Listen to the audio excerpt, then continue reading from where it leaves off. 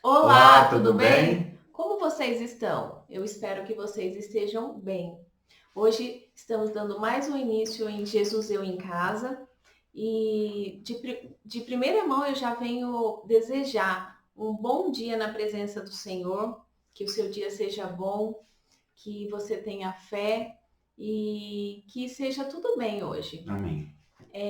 Hoje, aqui onde a gente mora, o dia está nublado. E eu costumo pensar que quem faz o dia ficar bom é a gente mesmo. Às vezes, na vida da gente, tudo se encontra nublado, mas se a gente começa a olhar com outros olhos, com um olho de fé, de esperança, esse tempo nublado pode mudar e a gente mesmo assim ficar bem, ficar feliz, ficar em paz.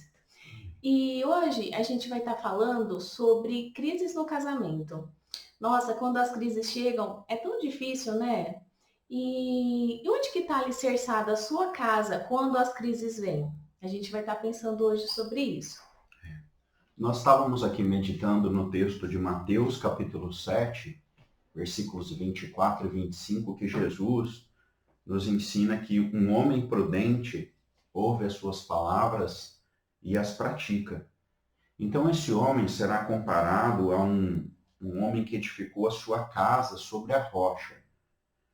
Cai a chuva, transbordam os rios, sopram ventos, e tudo isso dá com ímpeto contra aquela casa, que não caiu, porque fora edificada sobre a rocha. Se nós extrairmos aqui desse texto um aprendizado para a nossa família, como que então podemos alicerçar a nossa família na rocha, mesmo em meio às dificuldades, mesmo em meio às crises? Como que as nossas famílias podem superar os ventos, as tempestades, toda a força que vem contra os nossos casamentos? E aí a gente pensou em alguns pontos comuns de algumas crises que acontecem no casamento. Entre elas, a gente pensou sobre quando a gente tem falsas expectativas sobre o nosso companheiro, quando há cobrança exagerada, quando só o outro deve mudar. Sabe quando a gente fala assim, ó, você tem que mudar? Então, é sobre a questão da infidelidade, que é uma questão que ocorre em muitos casamentos, e também sobre a questão do individualismo, quando eu só penso em mim, eu não me coloco no lugar do outro. Então, a gente pensou em essas crises, nessas crises que ocorrem diariamente nos casamentos. É, Quando a gente casou, a gente criou expectativas.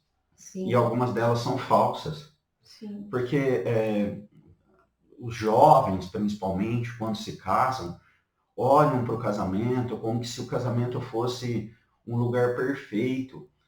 Quando você tem uma família que tem conflitos, tem problemas, você pensa assim, não, eu vou ter a família perfeita.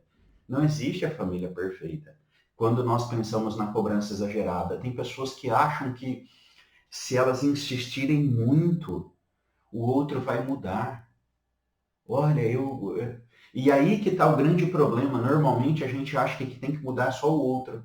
Não é assim, Exatamente. Kelly? Sim. Quantas vezes eu fico olhando assim, pensando assim, nossa, se a Kelly mudasse isso, ia resolver tudo. E ao contrário também. E ela também pensa. Quantas vezes eu olhei para o Alan, nossa, se o Alan mudasse esse ponto, ia ser perfeito. Isso, e aí normalmente nós avaliamos a mudança que tem que acontecer no outro e não avaliamos a mudança que tem que acontecer em nós.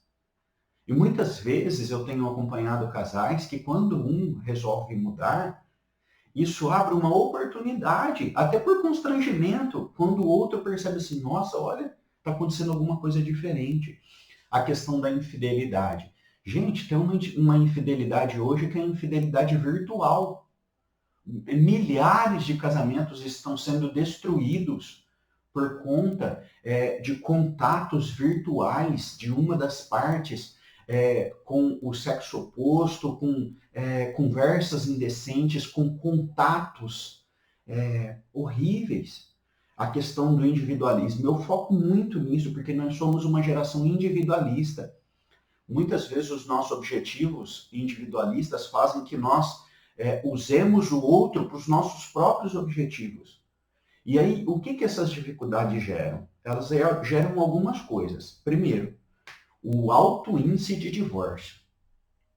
O que a gente vê é que o divórcio é o caminho mais fácil, não é? Sim, e conhecemos pessoas que casaram na mesma época que a gente, já se divorciou, e às vezes o divórcio nem se dá por grandes coisas, mas por pequenas coisas que a gente acha assim, ah, o outro não muda, o outro não faz o que eu quero, então eu vou me divorciar. E isso é triste, é uma realidade, isso acontece, e a gente tem que lutar contra isso. Um grande número de divórcios consensuais, no sentido de que não há nenhum problema gravíssimo, são apenas erros que poderiam ser melhorados, mas não. O outro problema, que são casamentos que já acabaram, mas as pessoas mantêm ali, talvez morando dentro da mesma casa, os casamentos de fachada. São absurdos os números. Eu sou pastor e me parece que o grande problema dos crentes é o casamento que já acabou, de fato, mas eles ainda habitam dentro do mesmo lar. Sim. Isso gera um problemaço. Famílias não foram planejadas por Deus para que os nossos casamentos fossem apenas de fachada. E isso gera outros problemas quando a gente pensa nesses casamentos de fachada. Ainda mais quando se tem filhos. Os filhos ficam confusos, geram outros transtornos na vida desses filhos. Então é uma questão muito grave mesmo a se pensar. Isso, outra coisa, as brigas exageradas. Tem casais que vivem à base da briga. Eles acordam brigando, eles vivem o dia brigando, eles dormem brigando, e aí nós temos uma casa que vive em pé de guerra. Isso é um problema, por quê? Porque essas tempestades, elas vão destruindo a casa a partir de dentro. E a última coisa é a indiferença, quando cada um resolve viver por si mesmo. Eles acham que o casamento é ruim mesmo e aí eles não fazem nada para melhorar o casamento. Isso é muito comum também. Quando a gente olha para o outro e coloca expectativas exageradas, uma cobrança exagerada, e aí a gente pensa assim, ah, ele não dá conta, ah, ela não vai mudar. E aí a gente vive um casamento dilacerado. Por quê? Porque a gente simplesmente deixou para lá. Isso é muito comum também, né, Kelly? Sim. Então, diante disso tudo, o texto aqui da Bíblia nos ensina que a prudência está em alicerçar a sua casa num lugar firme. Uma casa que está alicerçada na rocha, ela não cede em meio aos vendavais. O que é a rocha de um casamento? A rocha de um casamento é o diálogo. O diálogo, a conversa, uma conversa franca, correta, sem essa cobrança exagerada. A rocha de um casamento é a valorização do outro, quando eu invisto e valorizo na minha esposa e ela faz isso comigo também. É importante valorizar o outro. Quando você se casou, eu tenho certeza que você sonhava com um casamento abençoado e isso com certeza permanece de pé.